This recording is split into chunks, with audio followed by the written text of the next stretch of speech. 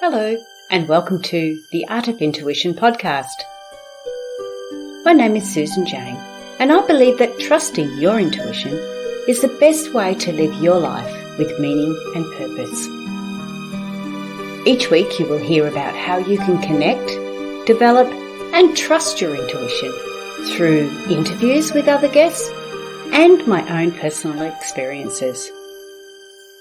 Join me to understand how your intuition can guide you towards a life full of meaning and loving purpose.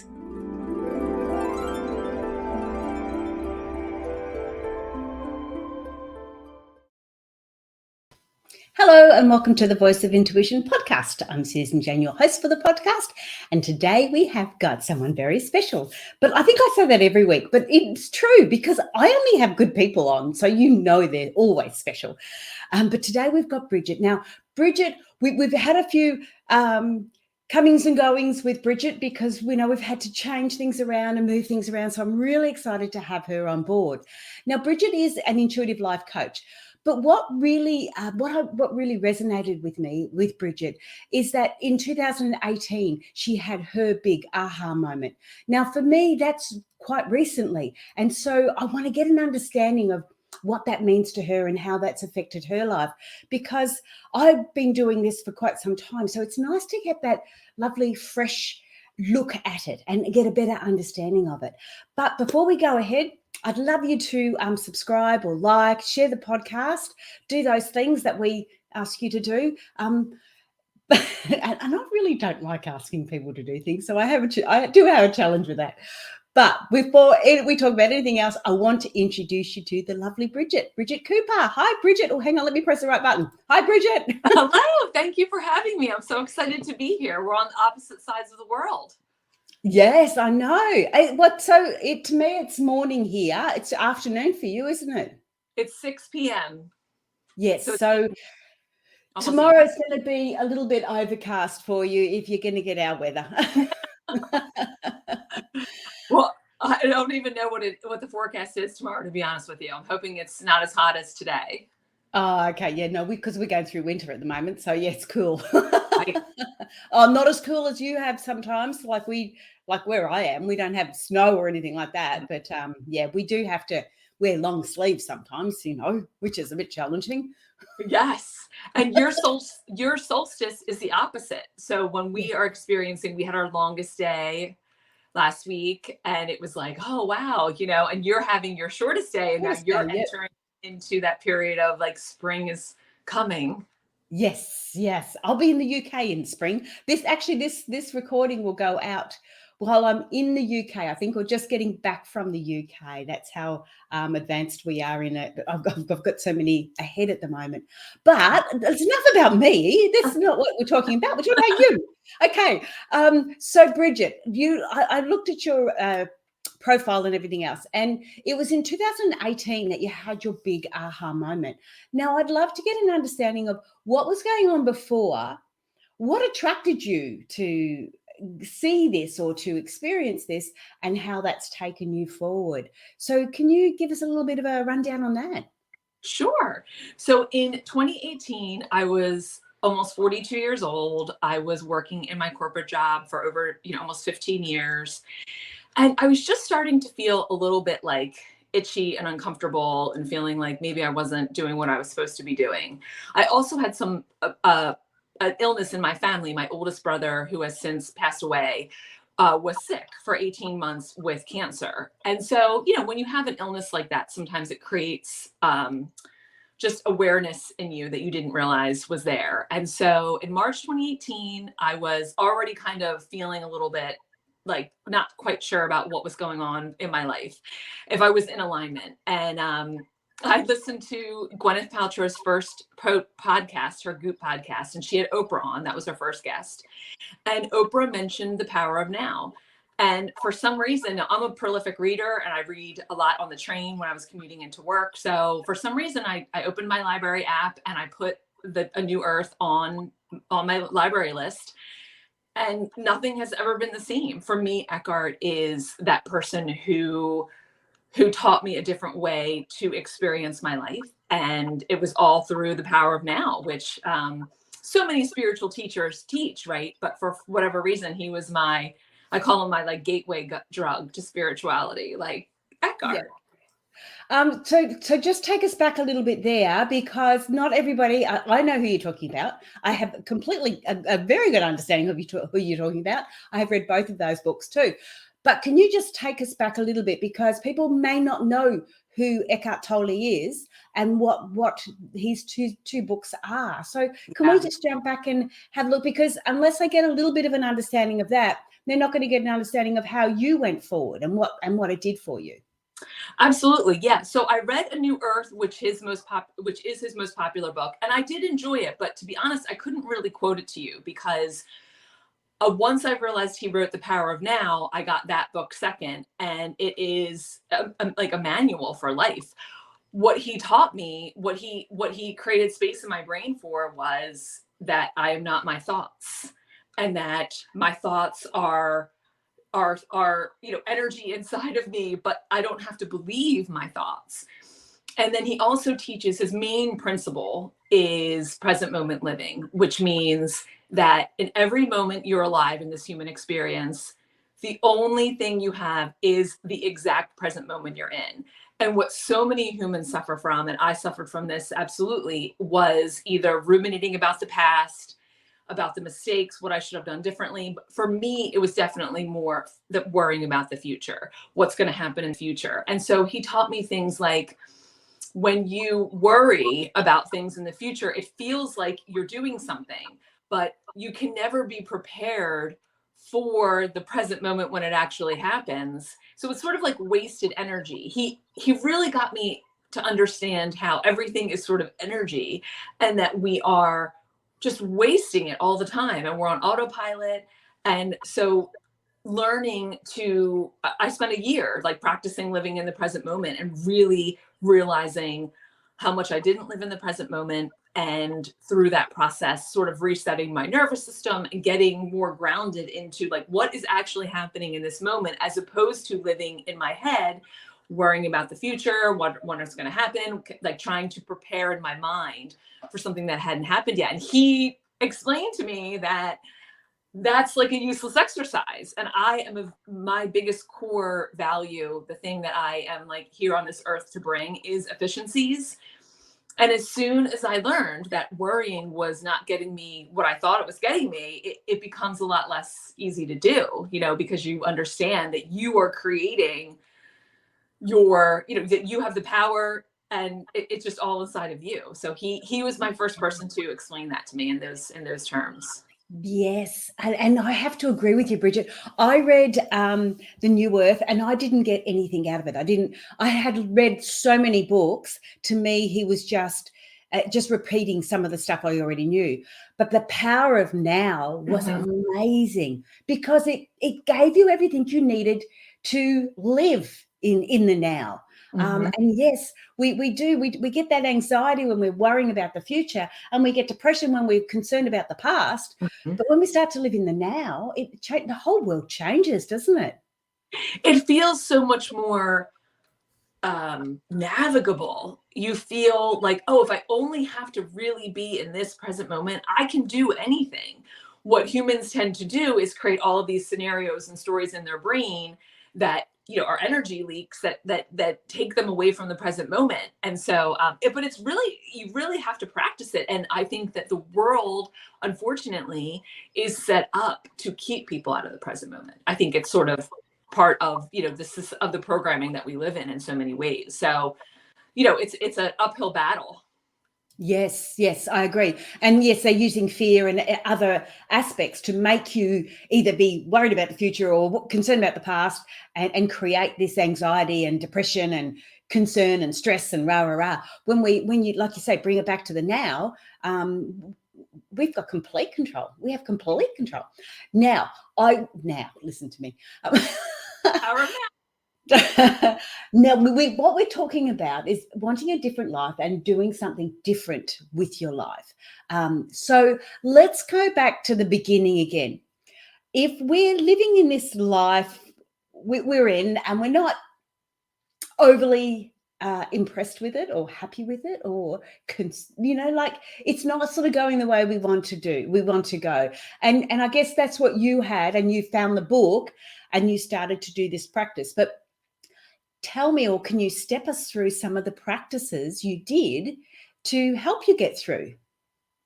Sure. So when I first discovered the power of now, I was working full time in corporate America. I have 3 children. I have a husband. So I had a very full life. And so I would literally walk down the street and just watch my feet walking down the street. This is in the very beginning, and say, like, I'm walking down the street. This is exactly where I am. This is exactly where I need to be.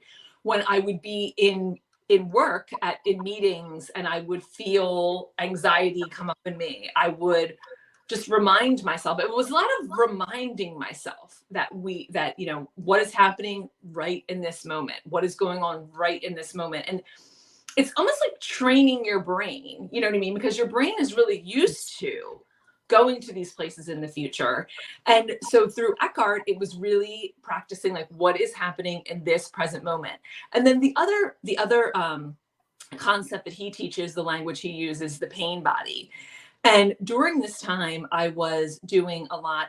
After Eckhart, I got into To Be Magnetic, which is a manifestation sort of meditation program that a gal in the United States started.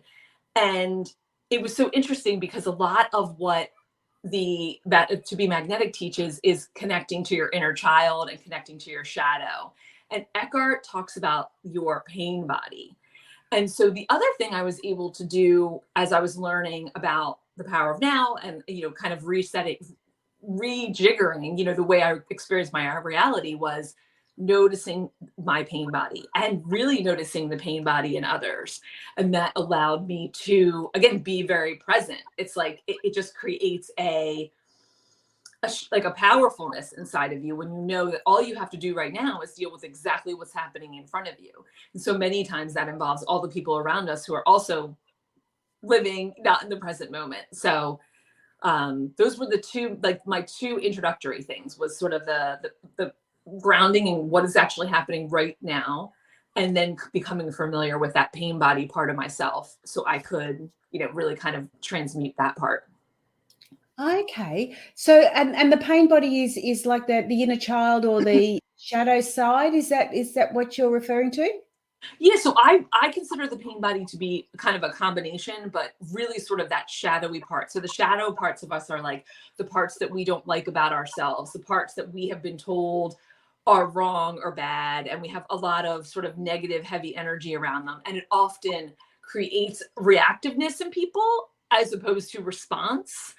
And as I was learning about the pain body through Eckhart, I was also learning about shadow and inner child. And it just all kind of created this nice acceleration of like, okay, what am I trying to do here? And what I'm trying to do is feel better in my life. And through these practices, I was able to release so much of like what didn't serve me anymore, bottom line. Yeah. And of course, when we're doing this and when we're talking like this and people are hearing our stories and getting an understanding of us, they start to get this connection. And you have got this beautiful understanding of the power of now. You're going through the pain bodies and getting that understanding. And that's what makes you unique as far as an intuitive life coach. Or that's what makes you unique because of the systems and the ideas and the areas that you've put together. And that's what I really like, because everybody's so different in how they present and what they do. And I love that power of now, because it really does bring us back into control. And once we feel like we've got control over our lives, not over everyone else, once we've got control over our own lives, it does make a huge difference. But for the people that's listening on the podcast, not watching the video, I've got the little ticker tape going down the bottom, and it says, notice the story you live in. If you want a different story, do something different.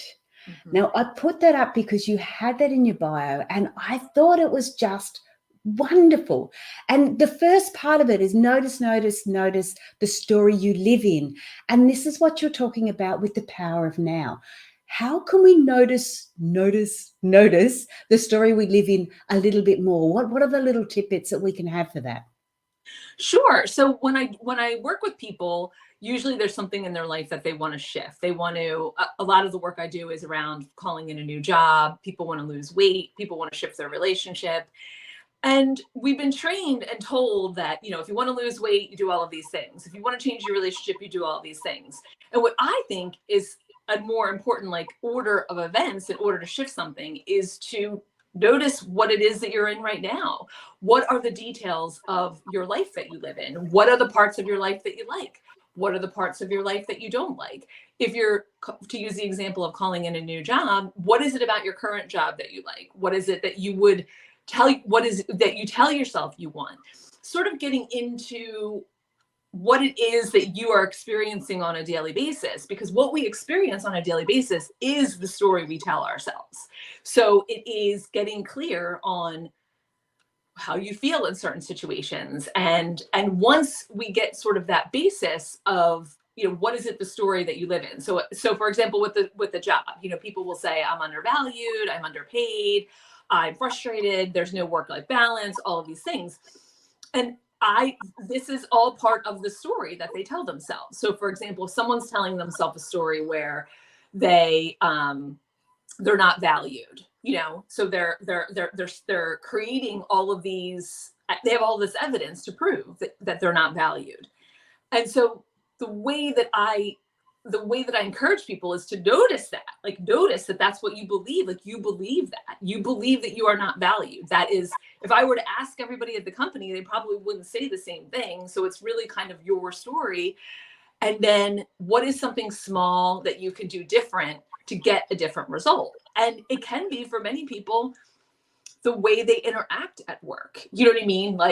If you're always raising your hand, try not raising your hand. If you never raise your hand, raise your hand. People want to make these grand sweeping changes in their life. And of course that's possible, but change is one small thing at a time.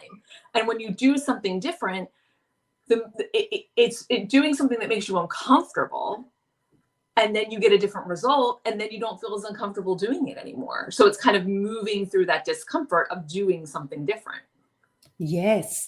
And I love that, because you've got to really notice where you are. It's like, this is uni talk, but it's like gathering that base data, isn't it? Yes. You've got to have an understanding of where you are, what you're at, and what you're doing. So, there's an area that you can focus on or look at or make those changes. And often when we make too many changes at once, you might not know what it is that has been the catalyst for that change. But if you make these small little changes as we go, you can see it starting to grow and develop and change. You sort of go, okay, well, like you say with the hand raising, I love that idea. It's like, I haven't been raising my hand, so I'm going to try it. Well, okay, that might not have made a big difference. All right, we've tested that theory. Let's try another one. Let's try doing it this way. And so to really notice the story you're living in, and the words you're using, and the thoughts that you had. The other bit I really liked is when you said, if you're in a business or in a group like that, you feel you're not valued. If you ask every other member, they would say something completely different. Yep. And that is definitely when you start to bring it back to yourself and go, well, that's the story you're believing. That's what you're feeling. So right, what we believe we create. Yes.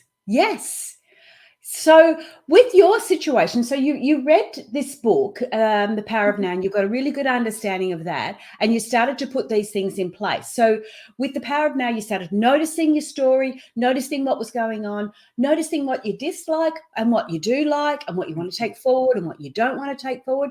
What was your next step after that? So my next step was connecting to my intuition.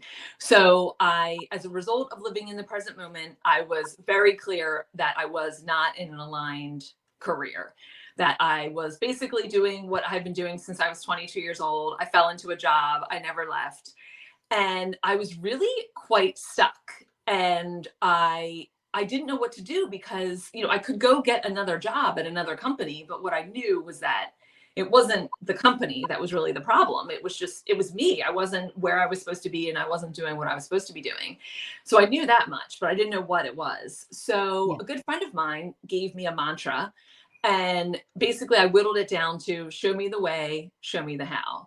And every day I would say, show me the way, show me the how. And when I was at work and I was frustrated and feeling undervalued and noticing my story, I would say, show me the way, show me the how, show me the way, show me the how. And then I got the divine inspiration to become a life coach, which I didn't even know it existed. You know what I mean? Before Yep. I opened myself up to, to be inspired to what was the next thing that I was supposed to be doing. Okay. I just want to take you back a quick step. Yeah. A mantra. Now, again, I know what that mantra, what a mantra is, but I would love you to explain it in your terminology and your words, so other people get an understanding of what a mantra is, because this has been a big change for you, and we want to know exactly what it is, so we can use ourselves if we want to. Absolutely. Yeah. So show me the way, show me the how was, I think of mantras as something that grounds you, that brings you back into the present moment, and also feels like a really good use of time because you're asking for help. So I believe that, we can ask the universe and we can ask for help. I mean, before I was deep into spirituality, I was religious. So, I would pray to God, and I believe in the higher power. I've always believed in that. So show me the way, show me the how is a mantra that allowed me to be in the present moment, allow for what was happening, and also feel like I was doing something to call in what I was looking for. And I didn't know what that was. So mantras, I think, can be very helpful when you are trying to train your brain to kind of believe something different than maybe you would normally believe. Yes. Oh, I like how you explained that. And it's like a mind switch, isn't it? Because you're sitting there going, oh my God, everything's going crazy. What am I doing? What am I doing? And just to say that, and because how I explain, or how I talk about intuition, is there's the three things: you ask, you receive, and you action. Your mantra is you're asking. That's part of your asking. Yeah. Prayer is part of asking. Yeah. So yeah, it really, really makes sense. But so the mantra is just trying to find those a short sentence that makes you stop from the panic and the stress and the anxiety, and flip. It's almost like flipping a switch, isn't it? Like flipping a switch and then going, okay, let's focus on something else for a minute and see what happens with that. So yeah, that's really cool. Yeah. And for me, the mantra was, again, doing something different. It was, I've never done anything like that before. I never considered my pattern would be to find a new job. Do you know what I mean? Just leave and start somewhere new. But it was just like, I couldn't bring myself to do it. So then I didn't know what the hell to do. I was totally without a plan. And so the mantra allowed me to open up to, okay, what if you don't need to know? What if it will be revealed to you? And that is a much nicer way to live. Yes. And it's a simple thing that you can do that is one thing different. It's just like having your hand up or having your hand down, It's a very, very simple thing. No one else needs to know about it. You can do it in your head. You can put it on sticky notes and put it on your computer. It's just something so simple and so basic, and yet so profound, and it can make such a big difference. It's huge. It's really, really impactful. Yes. Yes. And what I liked about it when I was reading your bio and getting an understanding of the podcast today was the simplicity of it. It can be so simple. It's so big and profound and all the rest of it, but it can be so simple. And everybody has these different tools and techniques that have helped them. So if you resonate with Bridget, jump onto her website. It is www.thebridgetcooper.com. Jump on her website and have a look at what she's got there to offer, because she is an intuitive coach and she can help you with that. But these lovely little different techniques that we have is really, really important and so relevant. All right. So the first thing you did was you read a book, and that gave you an aha moment. And I'm not saying all books will do that, but this particular one did for you. You started to action it then. So you're in this space where you just needed something. So you may have asked in your own way, and then you received this intuitive message and you've gone through the book.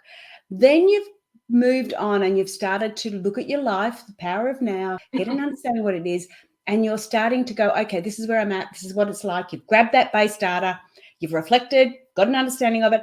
Then you've started to make these changes. So you've started to action it. And the changes were, one of them was your mantra, which was really, really cool. So the mantra has come through. How did you get that information to go, I'm going to be an intuitive life coach? Because holy dooly, that is so completely different to working in corporate. So it's not something you're just going to wake up in the morning and go, okay, that's what I'm going to do. How did those sort of steps play out? How did things play out for you? Yeah. So I set the intention, or I set the mantra, show me the way, show me the how. And during this time, I had discovered a gal called Brooke Castillo, and she has a podcast called the Life Coach School Podcast. And I just started listening to it. And similar to Eckhart, she really opened me up to just concepts that I hadn't considered before. Like, we get to decide what things mean to us, and that feeling our feelings is an important part of being a human being. All of these things I didn't know. And so I was consuming her content and really feeling like empowered. And all of this time, I didn't know that she had a certification program. You know, people do podcasts and they have things that they're selling. And I knew that she had things she was selling, but I didn't know she had the certification program. Yeah. So show me the way, show me the how. I'm feeling like I don't know what to do with my life. And I turned on her podcast on Thursday morning, and the podcast was, should you be a life coach? And I was like, it was like, yes, it was a full body. Yes, I should be a life coach.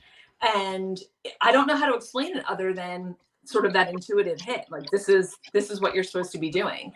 And so I enrolled in a program that started in April of 2019.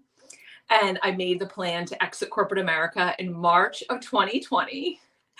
And so I went through the certification program, and I learned all of these amazing skills. I learned managing my mind and feeling my feelings, and all while I was saying goodbye to this career, and I couldn't really tell anybody about it. Do you know what I mean? Like, I couldn't share it with anyone. Yes. You were saying, you know, it's very personal. You don't need other people. When you involve other people, sometimes it becomes like less valid, you know, it somehow is invalidated. And so I went through the process of getting certified.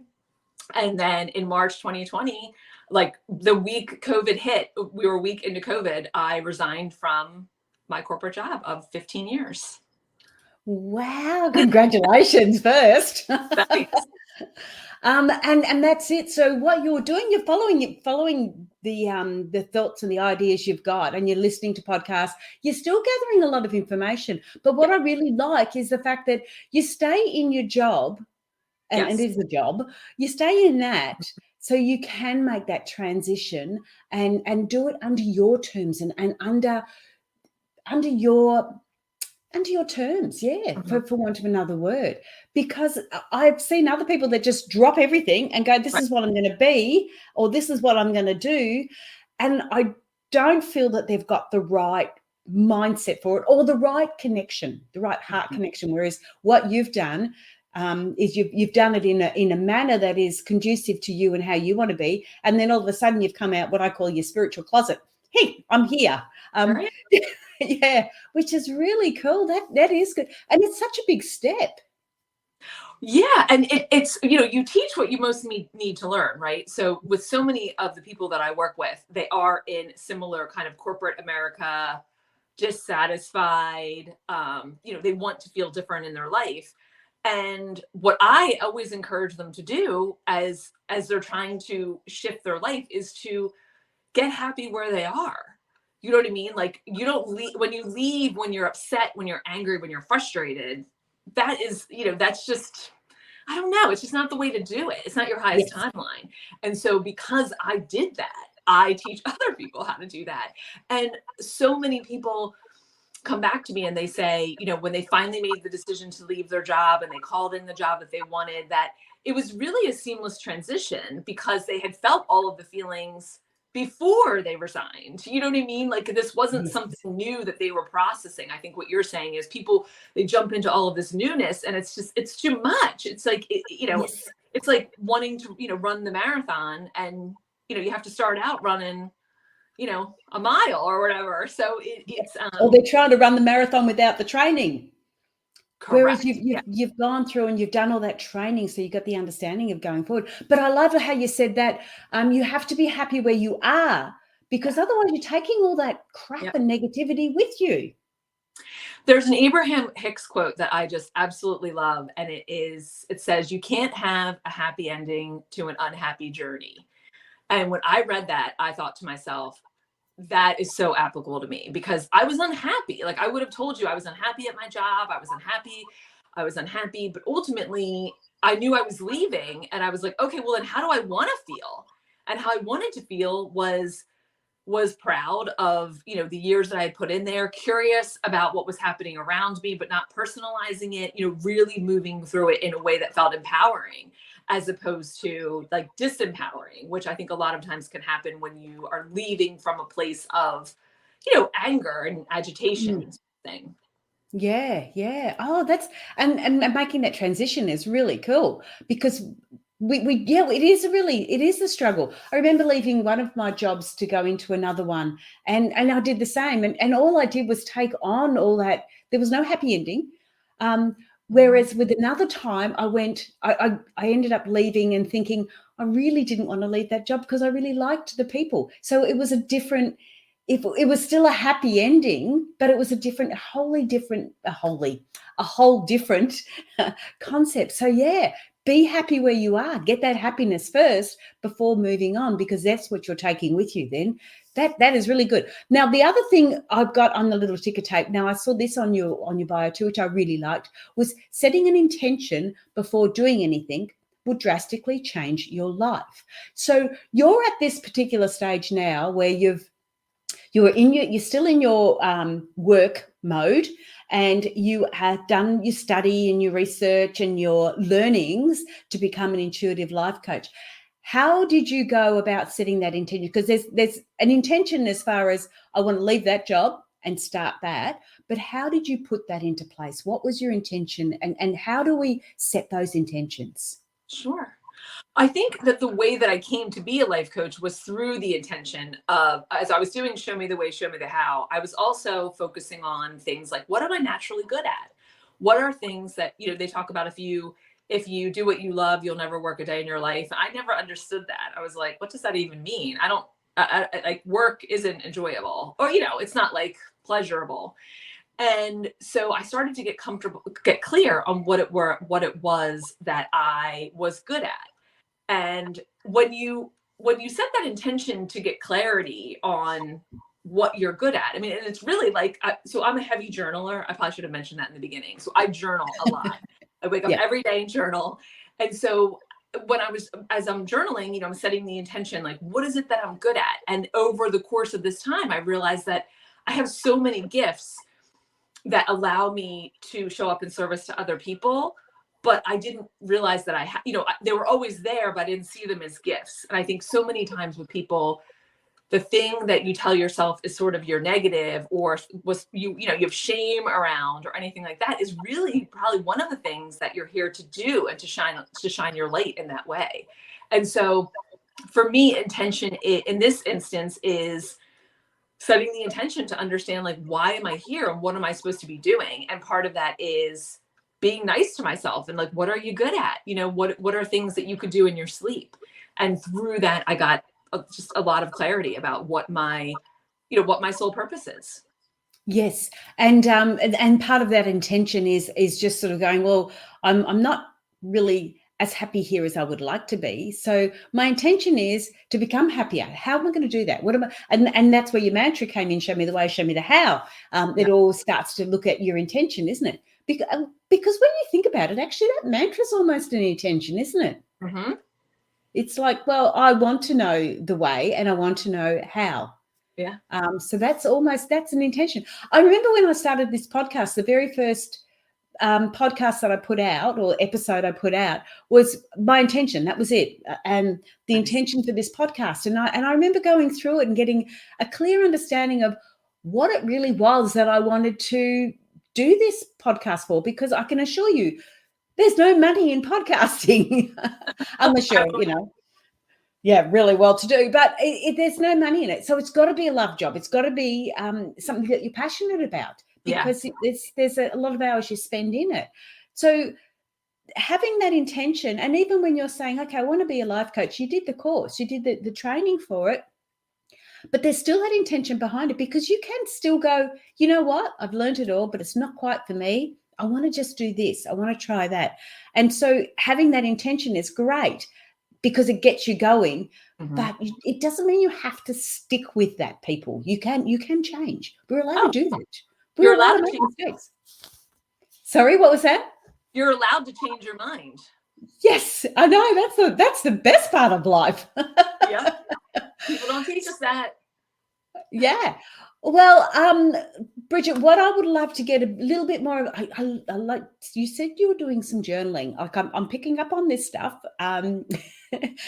Journaling. What is that? How do you do that? How will that help somebody? Because obviously that's helped you in your ways. Yeah.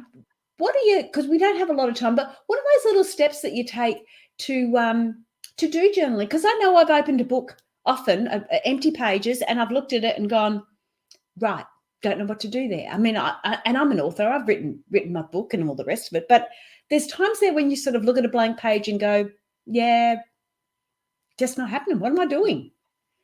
So what's journaling all about?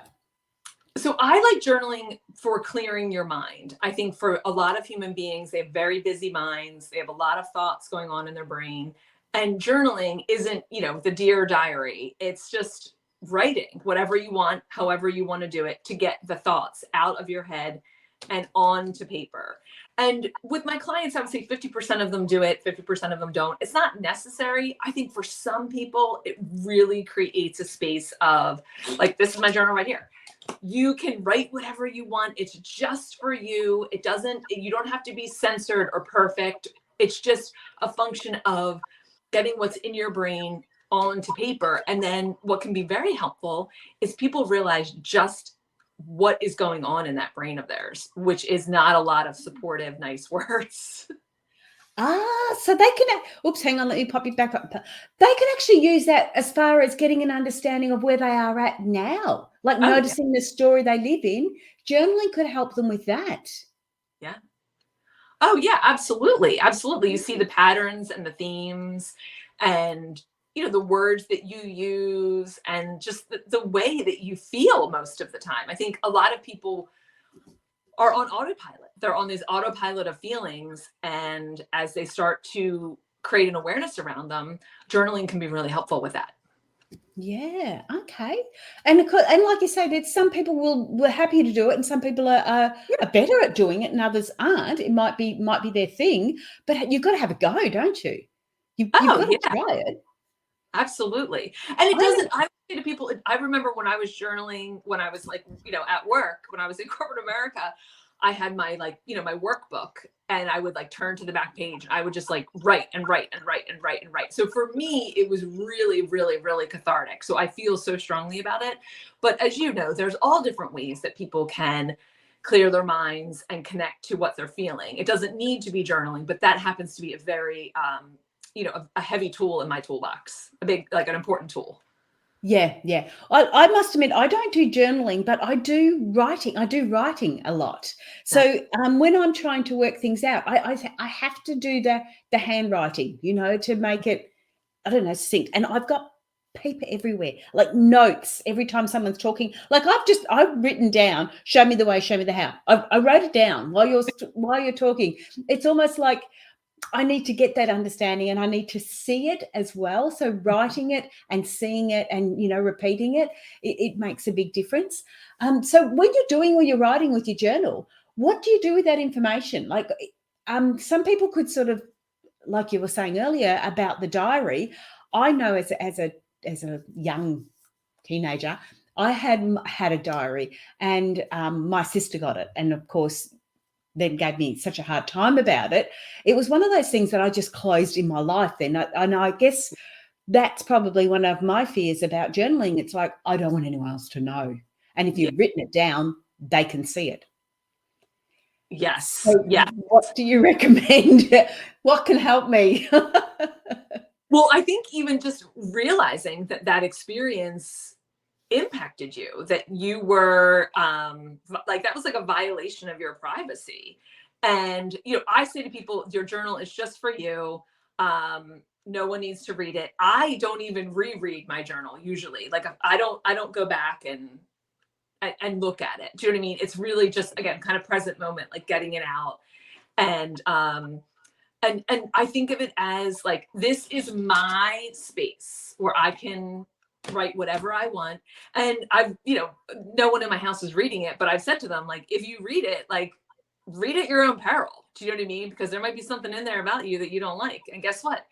I'm allowed to write whatever I want. Do you know what I mean? Without this, I would be, before I started journaling, I think I was very heavy in like the autopilot thoughts, the stories, and getting it out allows me to sort of alchemize it. For me, that's my process. Yeah. No, I love that. And like I said, people will connect with you because that's a process they like and that's what they understand. Yeah. So I'm just going to run back over everything. The first thing you did was you read a book. Now, I'm not going to harp on the type of book or anything else, but it's the fact that you were doing the research. It's the fact that you were open to listening or reading other people's stories and understandings and taking on that information. So to start with, you were open to it. From there, you've got an understanding of a few things that you've got the base data. Okay, this is how I'm living. This is what I want to change. This is what I like. This is what I don't like. And started to get an understanding of who you are. Then you started to go, let's start to change things a little bit differently. Let's do one little thing at a time. And if anybody wants to know what all those little things are, they can listen back to the podcast, or they can connect with you at thebridgetcooper.com. So the other, I'll pop that back up so people can see that. And so then you've sort of started to get a bit more of an understanding of where you want to go and what you want to do, and you started to set those intentions because it felt right, didn't it? And you started to set those intentions.